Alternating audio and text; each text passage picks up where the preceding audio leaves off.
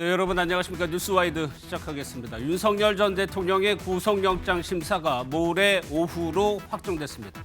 이번이 두 번째죠. 윤 전 대통령은 법원에 나가겠다고 밝혔습니다. 이 자리에서 본인이 직접 의견을 밝힐지도 관심입니다. 특검은 66쪽의 영장 청구서를 제출했습니다. 수사 개시 18일 만에 초고속으로 승부수를 던진 것으로 처음부터 윤 전 대통령의 재구속을 염두에 둔 듯한 수사 속도입니다. 신병을 일단 확보하고 수사를 확대하는 특수통 출신의 조은석 특검의 스타일을 잘 보여준다는 법조계 평가입니다. 또 이런 전격적인 영장 신청 배경에는 김성훈 전 경호차장의 진술 번복이 결정적이었다는 해석도 나오고 있습니다. 구속영장 발부인지 기각인지 또 기각된다면 여기서 끝나는 건지 아니면 또 영장이 신청될지 자세하게 살펴보겠습니다. 국민들에게 사과나 혐의에 대해 설명하실 말씀 없으십니까? 수원경 조사 오늘도 거부하시는 건가요? 사후 계엄 선포문 관여 안 하셨습니까?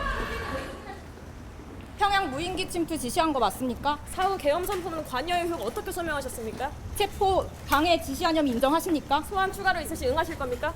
피의자 신문조사 열람 매번 오래 걸린 이유가 있습니까?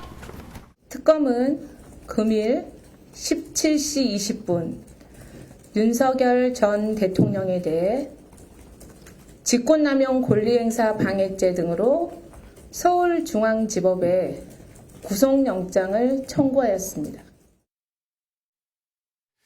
세 분과 먼저 시작하겠습니다. 이승훈 민주당 전략기획 부위원장, 최경철 매일신문 편집위원, 서정빈 변호사 나오셨습니다. 어서 오십시오. 안녕하십니까. 어제 오후였습니다. 특검이 윤석열 전 대통령에 대한 구속영장을 신청했고 오늘 곧바로요 심사 날짜가 정해졌습니다. 모레 오후 2시 15분에 심사를 하게 됩니다.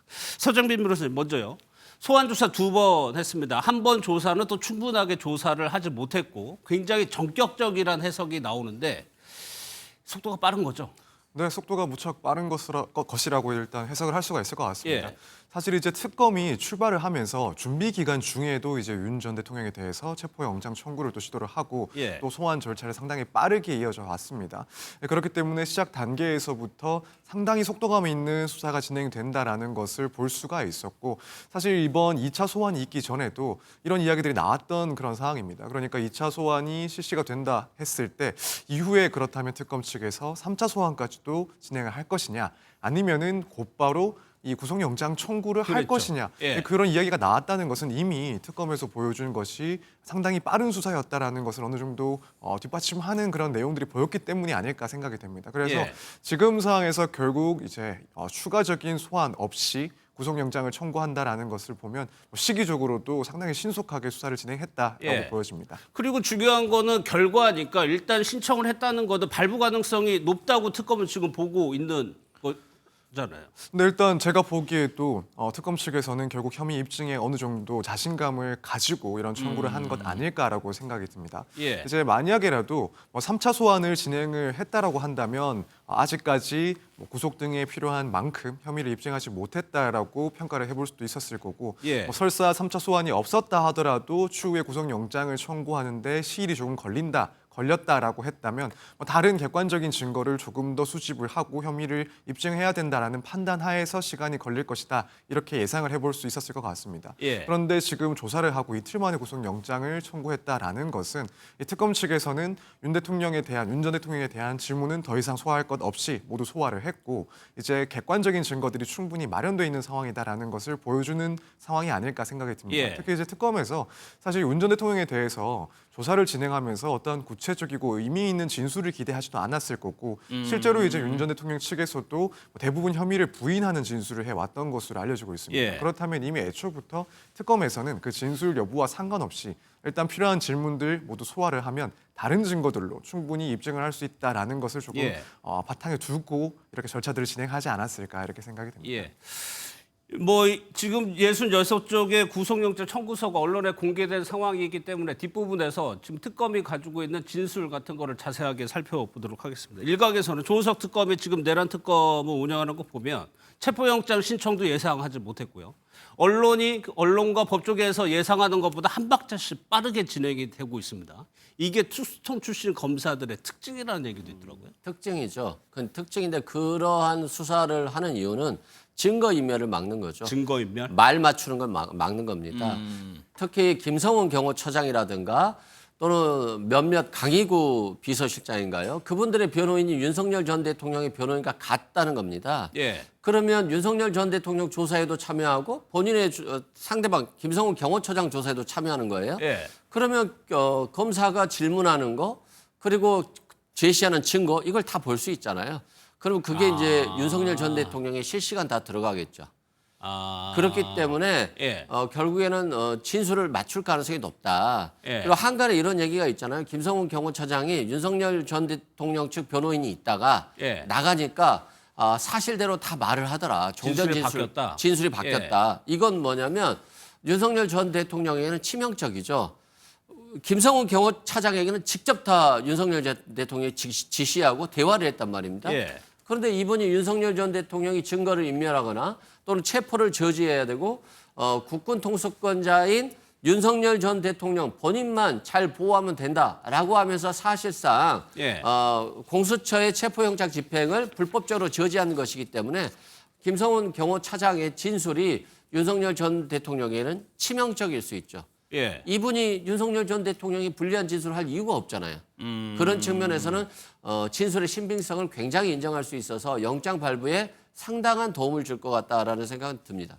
그런 맥락에서 방금 전에 특검에서 어떤 내용을 브리핑을 했냐면 구속영장 청구서가 언론에 유출된 것이 변호인단을 통해서 유출됐다는 걸 확인했다고 얘기를 했어요.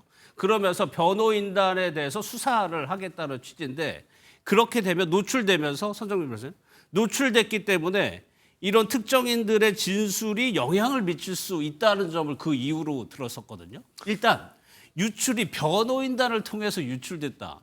이게 확인할 수가 있는 건가요?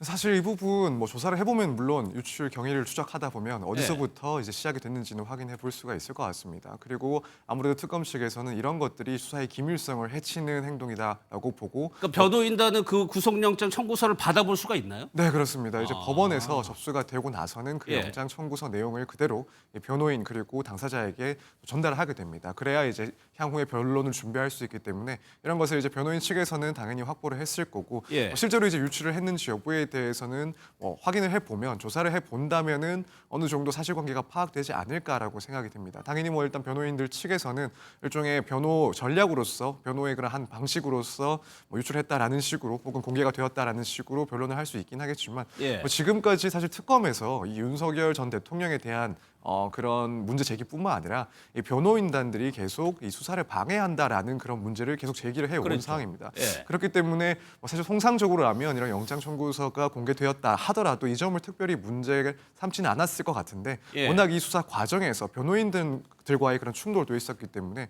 여기에 대해서 상당히 조금 집중적으로 예. 문제를 삼지 않을까 예상을 해볼 수 있을 것 그 같습니다. 최 의원님, 뭐 저희가 뒤에서 혐의 관련 부분을 자세하게 다루겠지만 이번 내란 특검에서 특징적인 하나는 변호인단에 대한 견제를 아주 강하게 하고 있다는 거거든요. 이게 기싸움이죠. 이게 사실 박근혜 전 대통령 그 수사받고 재판받을 때 사실상 변호인단이 굉장히 좀 무너졌었거든요. 숫자도 부족했고 예. 그리고 도와주는 분들도 급격히 떨어져 갔고 이렇기 때문에 그런 측면에서 박근혜 대통령이 굉장히 불리했었습니다. 근데 지금은 이게 뭐 후화 변호인단이 계속 그 진영을 갖추고 예. 대우가 무너지지도 않고 이렇게 가는 데다가 그리고 이 윤석열 대통령은 전직 대통령 수사받은 사람들 중에 유일하게 법조인 출신이란 말입니다.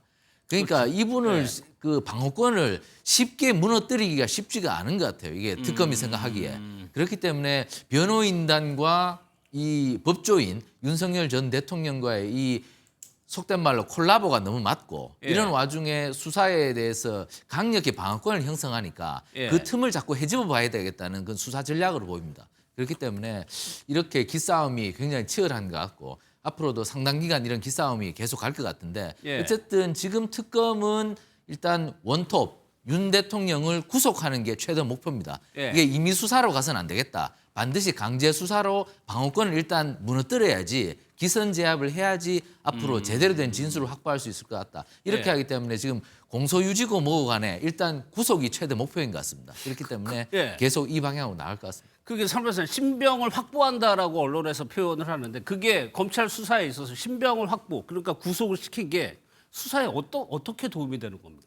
사실 이제 구속을 할 경우에는 결국에는 그 구속 제한 기간 동안 보다 집중적으로 피의자 신문 등을 이제 진행을 할 수가 있습니다. 조사가 좀 자유롭나요? 네, 그렇습니다. 조금 더 자유로운 측면이 있습니다. 그래서 뭐 외부에서 이렇게 출석을 요구할 경우에는 일정 조율 등이 실제로 필요한 경우들이 발생하는데 일단 구속이 된 상태에서는 뭐 다른 외부 일정 등이 있을 수가 없으니까 그렇기 예. 때문에는 추가적인 소환 조사를 하는 데 있어서 상당히 수월해지는 측면이 있습니다. 그리고 사실 이제 그것보다도 상당히 좀 상징적인 의미가 있다라고 보여집니다. 왜냐하면 결국에는 구속을 했다라는 것은 이 해당 사건에 대해서 상당히 중대한 혐의를 받고 있고 또 그 부분 상당하게 입증이 된 상태다라는 것을 또 의미하기도 합니다. 예. 그렇기 때문에 앞으로의 그런 재판을 상당히 중대한 혐의에 대해서 입증을 그런 자신감을 좀 내비칠 수 있는 수단이 될 수도 있기 때문에 그런 예. 점 역시도 당연히 고려하지 않았을까 이렇게 생각이 됩니다. 그러니까 서 변호사님 방금 말씀하신 그 부분 때문에 혹시 특검이 너무 빠른 거 아니냐 속도가 만약에 영장이 기각이 된다면 오히려 부메랑이 되는 거 아니냐 지적도 있거든요.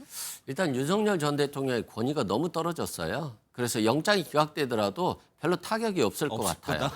그렇기 때문에 한 발 먼저 영장을 청구한 것 같아요. 기각되더라도 큰 손해는 없다. 예. 라고 생각되고 사실상 특검은 경찰에서 조사한 체포 저지라든가 증거인멸 이런 것들은 이미 조사가 됐잖아요. 예. 추가적인 것들은 크게 중요한 것이 아니었습니다. 그러면 특검이 성공하는 가장 큰 변수는 외환죄인데 외환죄 수사에 있어서 윤석열 전 대통령도 입을 다물 것이고 김용현 전 장관이라든가 노상훈 전 정보사령관, 문상호 전 정보사령관 이분들은 윤석열 전 대통령과 한 몸같이 움직였거든요. 예. 그래서 진술을 받아내기 좀 어려운 측면이 있고요. 그렇기 때문에 윤석열 전 대통령이 신병을 확보했다라고 하면 최소한 변호인들이 구치소 찾아가기 어렵습니다. 그리고 찾아가더라도 컴퓨터가 없어가지고 다 수기로 작성해야 돼요. 아, 손으로 써야 돼요? 그렇죠. 그렇기 때문에 변호인들이 상당히 손발이 묶이는 상황이 발생합니다. 그리고 또 뭐 6시간 넘으면 퇴근해야 되는 거잖아요. 그러니까 시간 제한도 있고. 시간 제한도 있고 점심시간 빠져야 되고요. 예. 그런 측면에서 사실상 변호인들의 손발이 묶이는 것이 있고 또 윤석열 전 대통령이 밖에 나와 있으면 예. 그냥 마음대로 변호사들하고 통화하잖아요. 그렇겠죠. 야 얘는 뭐라고 얘기했어? 얘는 뭐라고 얘기했어? 진술. 또 김성훈 경호차장 같은 경우는 야 너 나한테 배신하는 거야? 말할 수 있는 거잖아요. 그럼 굉장히 압박을 받죠. 그걸 방지하기 위해서 일단 신병을 확보한 이후에 외환 유치 또는 일반 이적자 관련해서 수사를 본격화하려고 하는 거 아닌가. 지금까지의 수사는 수사도 아니었다라고 예. 아마 특검은 생각하고 있는 것 같습니다. 예. 윤 전 대통령 법률 대리인단의 입장도 좀 한번 보도록 하겠습니다. 최근 이게 요약하면은 혐의 자체가 성립이 안 된다는데 좀 방점을 찍고 있어요, 논리를. 여태까지 뭐 일관되게 범행을 부인했기 때문에 계속해서 부인 전략으로 갈 겁니다. 근데 예. 지금 체포영장을 한번 기각당하고 또 구속영장이 들어갔는데 지금 법원 입장은 그 지금 서두르는 특검하고는 좀 다를 것 같아요. 법원은 이미 구속 취소를 한번 시켰고 예. 그리고 체포영장도 한번 기각시켰기 때문에 그 이후에 두 차로 소환 조사 2번 더 한 것 같고 그리고 추가로 지금 나온 혐의가 뭐 특별히 지금 재판을 받고 있는 내란 우두머리 혐의를 능가하는 예. 압도적으로 강한 혐의라고는 사실 보기 어렵거든요. 그렇기 때문에 이번 체포영장에 이어서 또다시 구속영장 청구가 들어갔지만 법원은 조금 보수적으로 판단하지 않을까. 이미 보수적으로 체포영장 청구를 한번 기각했기 때문에 예. 이번에도 단 2차례 소환 조사하고 또 이렇게 구속영장 청구는 좀 빠르다고 판단할 가능성이 저는 높다고 예. 봅니다. 그렇기 때문에 이번 구속영장은 기각될 가능성이 좀 높지 않을까. 저는 이렇게 얘기를 해봅니다. 발부 여부에 대해서 뒤에서 다시 한번 따져보기로 하겠습니다. 그 구속영장 청구서를 보면 김성훈 전 차장의 진술이 다소 변한 것처럼 보이는 대목이 있습니다. 그 전에 김성훈 전 차장은 윤석열 전 대통령에 대한 충성심이 대단했죠. 과거 영상을 좀 보겠습니다. 최고의 명예는 대통령님의 안전을 위하여 목숨을 바치는 것이다라는 자체로 교육받고 훈련받고 배워왔습니다. 처벌이 두려워서 그 임무를 소홀히 한다면 우리 경호처의 존재 이유가 없다고 판단합니다. 오늘 어떤 조사 때문에 오신 건가요? 피의자 신분으로 오신 건가요? 혹시 국무회의 관련돼서 오신 걸까요? 공수처가 관저로 체포영장을 집행하러 들어갔을 때 상황을 한번 떠올려 보시면 되는데 당시에 총기에 관련한 보도가 일부 있었죠. 그런데 이번에 청구서를 보면요. 윤 전 대통령이 이렇게 얘기를 했다는 겁니다. 총은 경호관들이 경찰보다 훨씬 잘 쏜다. 경찰에게 총을 가지고 있다는 걸 좀 보여줘라.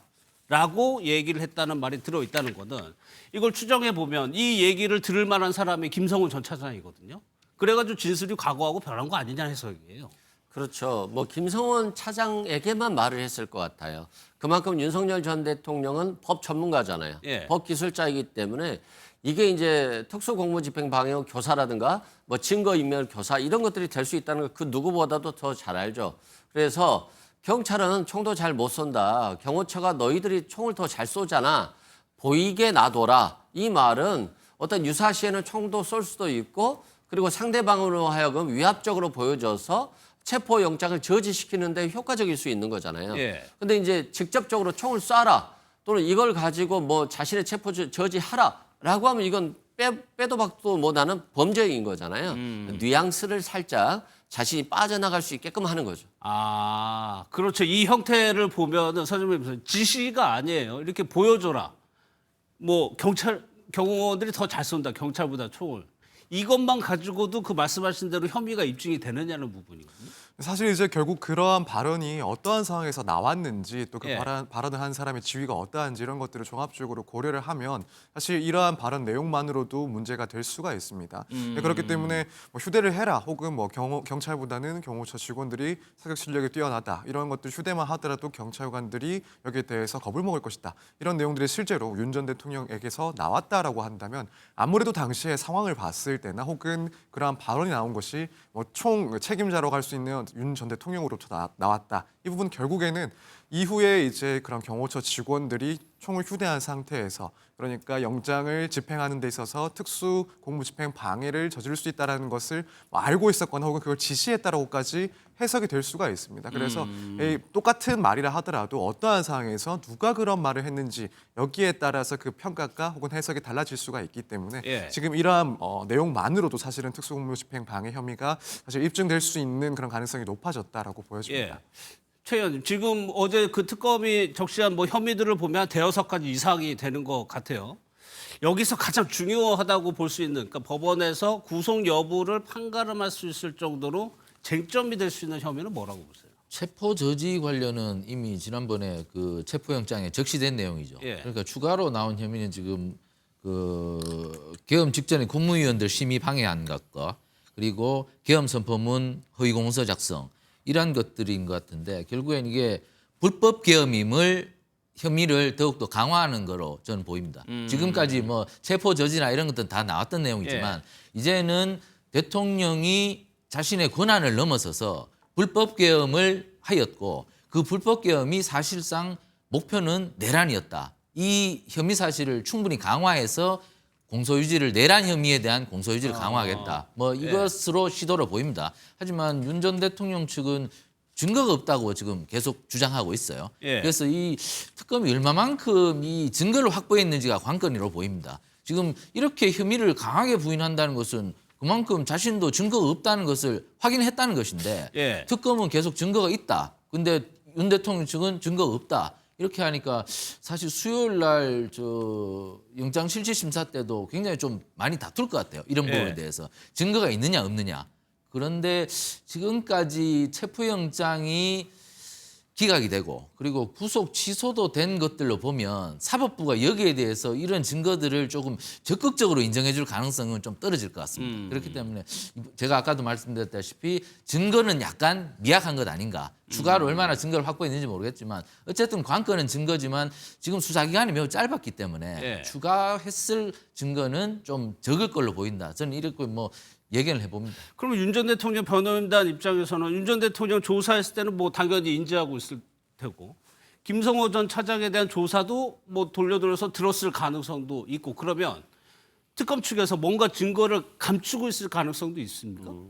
일단 증거를 보여주지 않고 진술만 요구할 수 있어요. 예.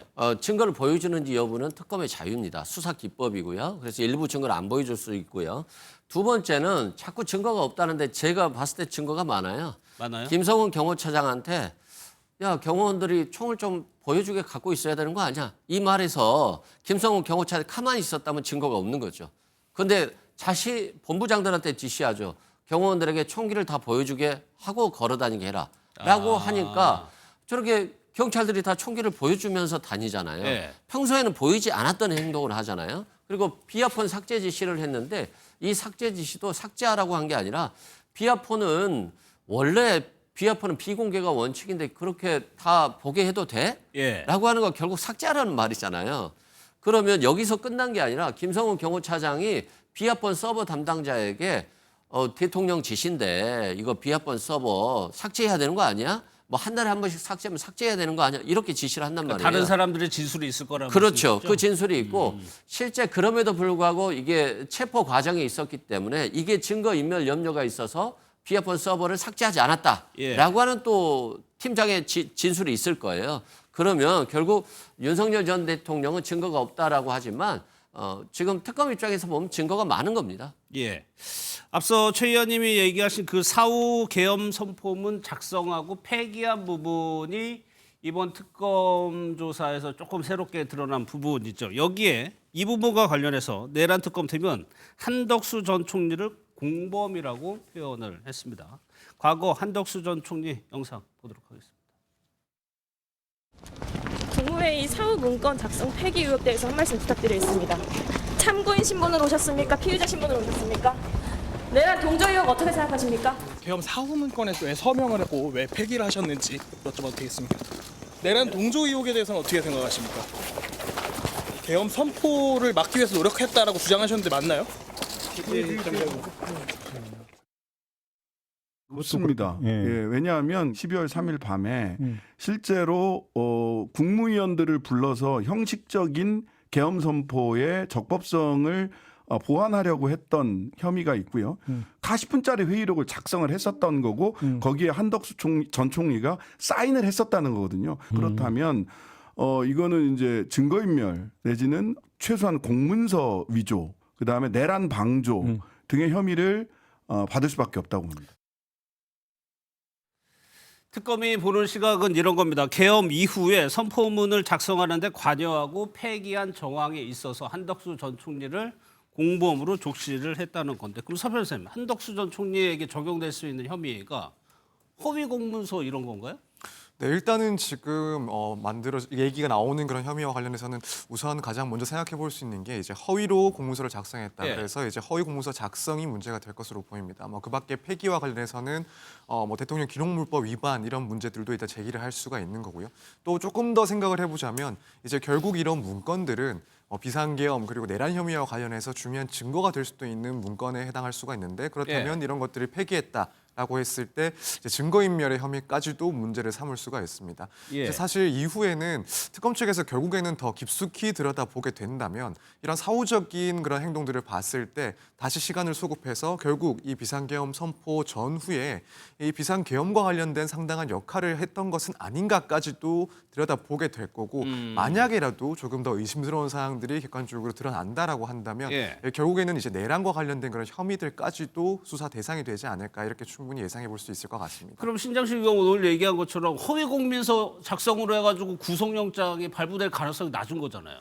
그렇죠. 그러니까 내란 방조 혐의까지 올라갈 수 있느냐 여부인데. 네, 그렇습니다. 사실 저도 개인적으로 생각을 했을 때는 결국 이런 문서와 관련된 범죄를 두고 이걸 혐의를 입증했다라고 해서 과연 구속영장까지도 청구하는 것이 가능할까? 예. 개인적으로는 사실 그런 가능성은 조금 떨어지지 않나라고 생각이 듭니다. 따라서 특검 측에서 만약에 한덕수 전 총리 등에 대해서 이제 구속 수사까지도 고려를 한다면 그 시기는 조금 더 늦춰지지 않을까. 결국에는 이런 허위 공문서 작성 혐의 등이 발단이 되고 이걸 통해서 조금 더 무거운 내란과 관련된 그런 혐의까지도 수사가 진행이 되고 또 입증이 어느 정도 돼야 그때 가서 사실은 구속영장을 청구하는 것이 순서상 맞지 않을까, 이렇게 생각을 하고 있습니다. 최 의원님은 어떻게 예상하세요? 일단은 윤 전 대통령에 대한 구속영장을 신청을 했습니다. 뭐 그 결과에 따라서도 영향을 받을 수가 있겠지만 한덕수 전 총리에게도 구속영장 청구할 가능성이 있다고 보세요?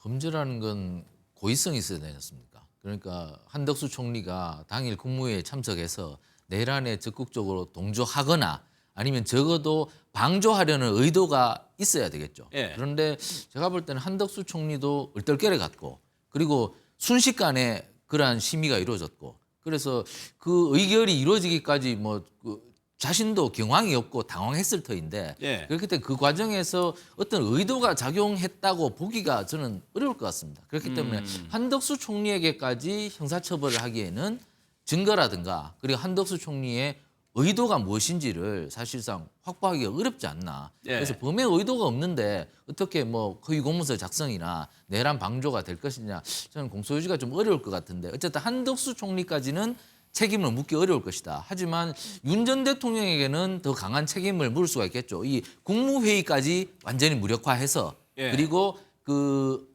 국회까지 무력화한 뒤 결국 이 계엄을 통해서 내란을 통해서 그 뭐 완전히 대통령 중심의 그런 권력을 장악해서 뭐 국권을 완전히 뭐 무력화시키는 이러한 뭐 의도가 있었다. 이렇게 뭐 그 공소유지가 될지는 모르겠으나 예. 어찌됐건 지금 내각에 대해서 여러 가지 책임을 묻기에는 조금 그 범행 의도가 너무 약하지 않나. 예. 저는 이렇게 생각합니다. 이승훈 부위원장은 어떻게 생각하세요? 일단은 한덕수 전 총리에 대해서는 영장 청구하기가 좀 어려울 것 같아요. 일단 법리적으로 좀 다툼의 여지가 있어요. 왜 네. 그러냐면 사후 계엄 선포문을 작성했는데 그 계엄 선포문에 내용이 별로 없더라고요. 몇 월 며칠 계엄을 선포한다는 내용만 있어요. 그럼 허위 공문서 작성했는데 좀 허위의 내용이 있어야 되는 것인데 계엄은 선포했고 한덕수 전 총리도 실제 계엄 국무회의에 참여는 했잖아요. 예. 그런 측면에서 이게 허위 공문서 작성이 될지에 대한 좀 법리적 다툼의 여지가 있다. 그리고 이제 국무위원들의 심의 표결권을 침해했다는 부분도 있잖아요. 국무위원들 중에서 이 계엄 선포에 찬성할 국무위원들만 불렀기 때문에 부르지 않은 국무위원들의 심의 표결권을 침해했고 그래서 권리행사 방해죄가 된다는 것인데 이 부분도 실은 그 기소가지 않아요. 대통령은 국무회의 심의 표결이 되더라도 그냥 내 마음대로 계엄 선포할 수도 있거든요.